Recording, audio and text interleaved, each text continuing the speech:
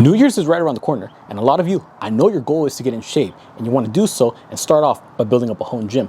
Luckily, Christmas is even before that, so a lot of stuff that you could buy and fill your home gym with is going to be on sale. But here's the thing, you don't have to recreate an entire commercial gym in your garage or in your backyard. If you want to build a home gym, you only need to get the things that you need based on whatever your goals are, and then on top of that, you can do so without breaking the bank.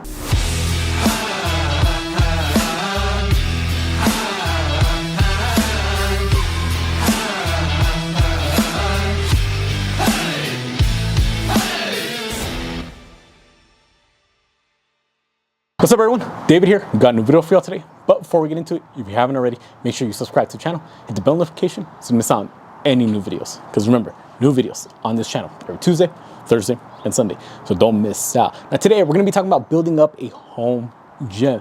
Now, luckily for me, I'm very fortunate. I can work out from the comfort of my own home. I got a pretty stocked up home gym, but it wasn't always like that. The reason why it looks the way it does right now is because of previous sponsorships and partnerships that I've done with various brands. Hence the reason why it looks like I got a commercial gym back here.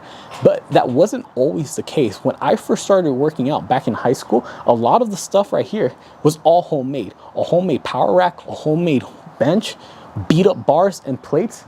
Realistically, that was it. Slowly over the years, I started accumulating more equipment, started building some different things. And then after that, certain brands started reaching out and they say, here, we want to build some type of partnership. Can you review this product? And over the years, it slowly built up to what it is now. But here's the thing. Everything that's in this gym is actually stuff that I use. And I don't know about y'all, but my specific goals, bodybuilding, powerlifting, but primarily strength training. I want to be as strong as possible.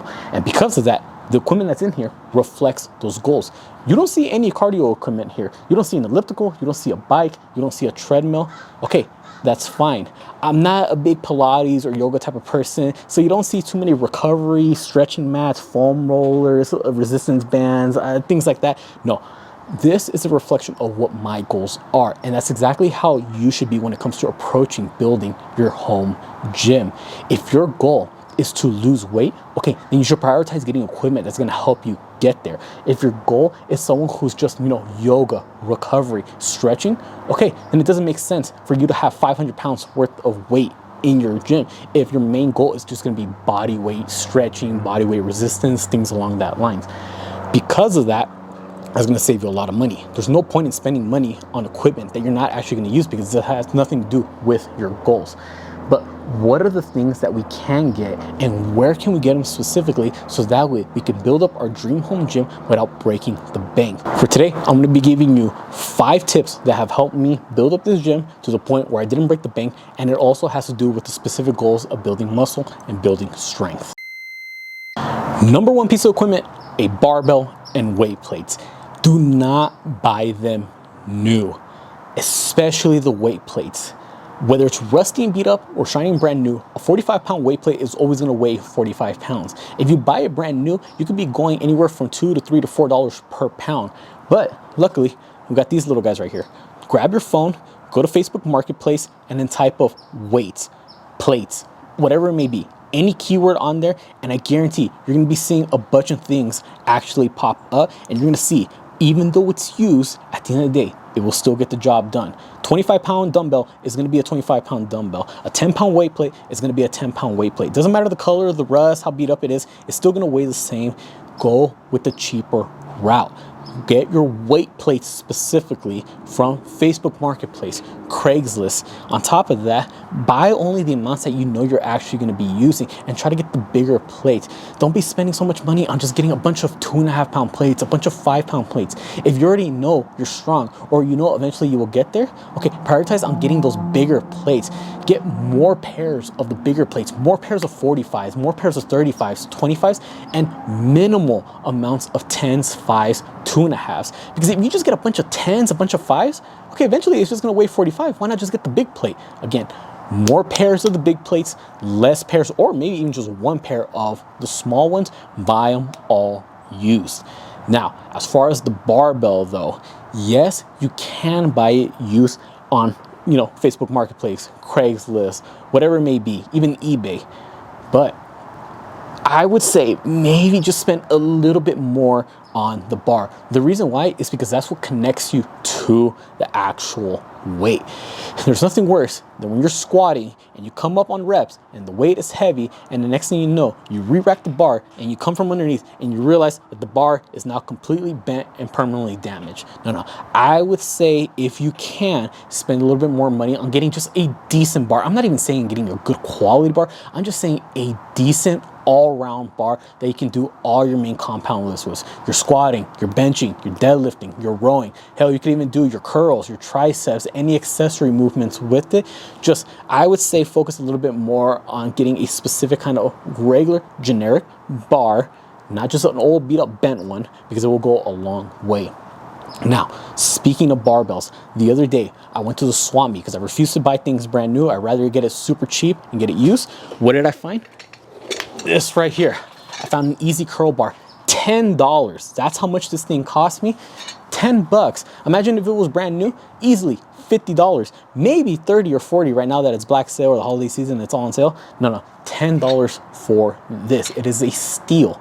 But look at the type of bar it is. When it comes to building up your home gym and you're limited on funds, you're trying to build it up on a budget, don't specialize right off the bat. What I mean by that is don't get so caught up on the specific types of equipment.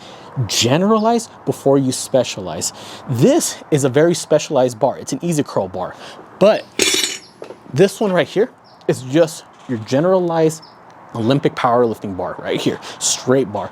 The reason why is because anything that you do on the curl bar, you can easily do it with this bar.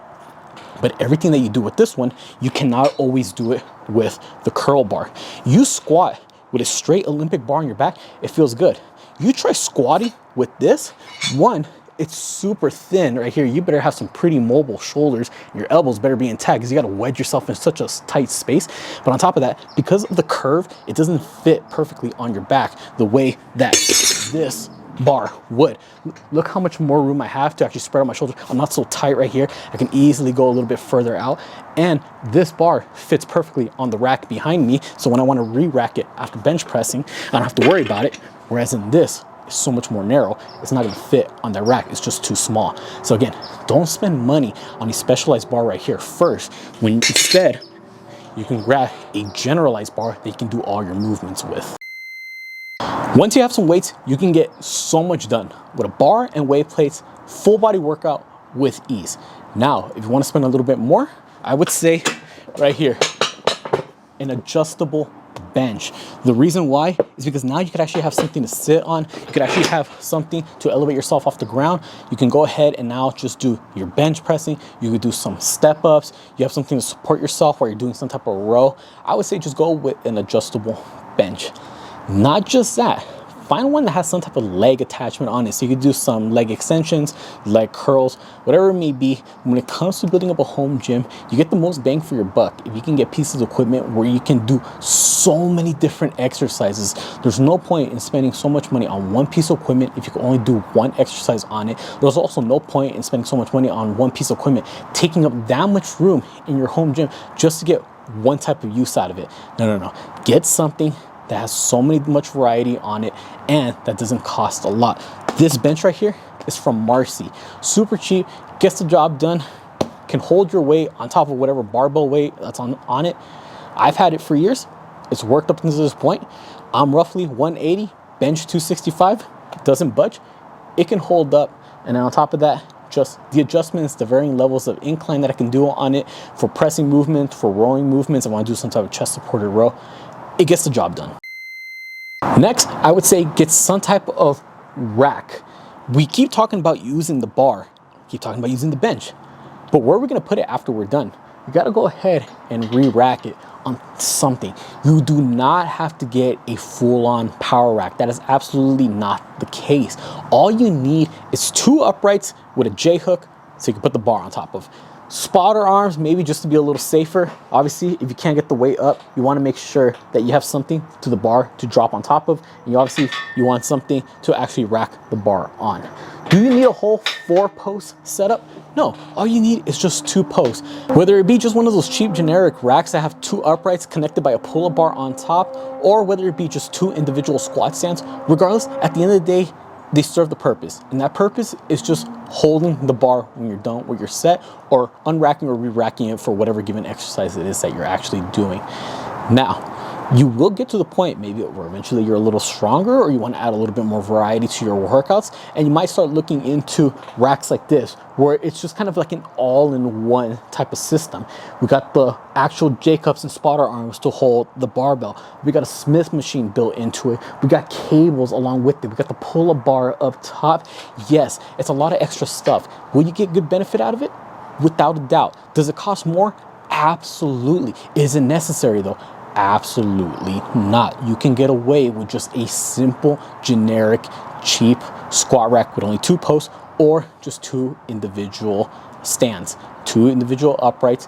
Regardless, again, if you're someone who doesn't even lift heavy enough to warrant it, then you don't need it. But for someone like me, my goals being powerlifting and bodybuilding, there's gonna be a lot of movements where I rely on the bar being re-racked and unracked from a squat rack, especially on those leg days, especially on those chest days, because of squats and bench press. Now, I just said this type of squat rack, it has its own built-in cable system. Can you get a lot of exercises out of it? Will it add variety to your workouts? Obviously. Will it cost more? Without a doubt. That's one way to go about it. Combining the rack with the pulley system, it will just cost you a pretty penny.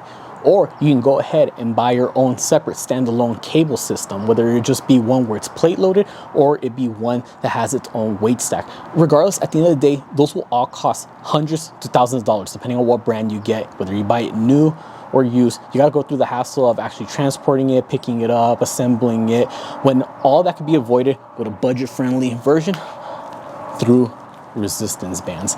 These things will serve the exact same purpose as any cable system, and for a fraction of the cost. All of these bands together cost roughly 30 bucks. Can it cost more? Yeah, and obviously you'll just have more. There's so many different resistances here. I got 4 different ones. I got the green, which is the thickest one. I got a purple, black, yellow, and there's also a smaller, thinner red one. But all of these, you tie them to any upright, anything right here, you can go ahead and do some type of rows. You can go ahead and actually hook it up over and do some type of triceps like this, whatever it may be. You can even go laterals, sideways, whatever it is, tie it up in front of you or on top, pull down.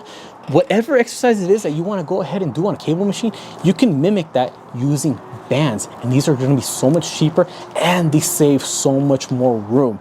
Look how bulky this rack is because of the cables that's built in. The back half of it is just the cables and the rails that they slide on. I have a whole separate cable system, takes up floor space. These, you can store them in a backpack, store them in a box, don't take up any room, cheap, and you can really load up the resistance. We can go from something as light as this one to something super thick, like this green one, or even double up. Let's just say you hang both of these overhead and you start pulling and do some lat pull downs. Boom, game changer. These right here will really add on to your gains and will really add on to a lot of variety in your workouts. So I definitely recommend resistance bands. If you want to go ahead and just go straight for the cable system, whether it be built into a rack or its own standalone system, go for it. But trust me, this is the cheap alternative. Nothing wrong with this. It gets the job done. With everything set up until this point, the plates and the barbells, the adjustable bench, some type of upright to hold the bar, and the bands, 4 different pieces of equipment, you can do any workout, any exercise for any muscle group with ease.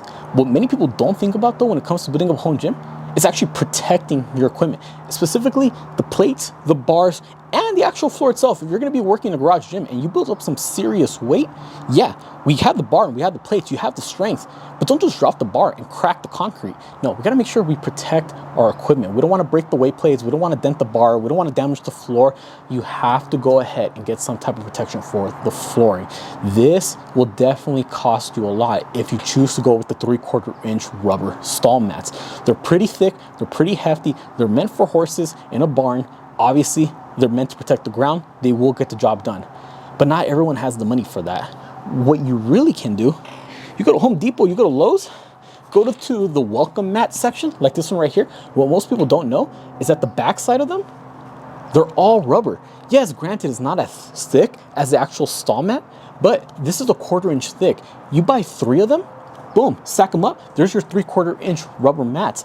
This right here, you do not need to cover the entire floor. If I were to cut this thing in half, okay, 1/2 over here under these plates, and then on the other side of the bar, the other half underneath these weight plates when I'm deadlifting, all you need is to protect the floor in the 2 specific areas where the weight plates that are on the bar are actually going to be in contact with the ground. So if I'm deadlifting, I don't need the entire floor to be rubber. I just need the parts where the plates actually hit the ground or they get slammed down into the ground. If you're someone who just drops the bar aggressively, those are the only areas that I need to protect the ground. You get a little rubber mat like this, cut it in half, that's more than enough room. Or just get one of these mats on this side, one on the other.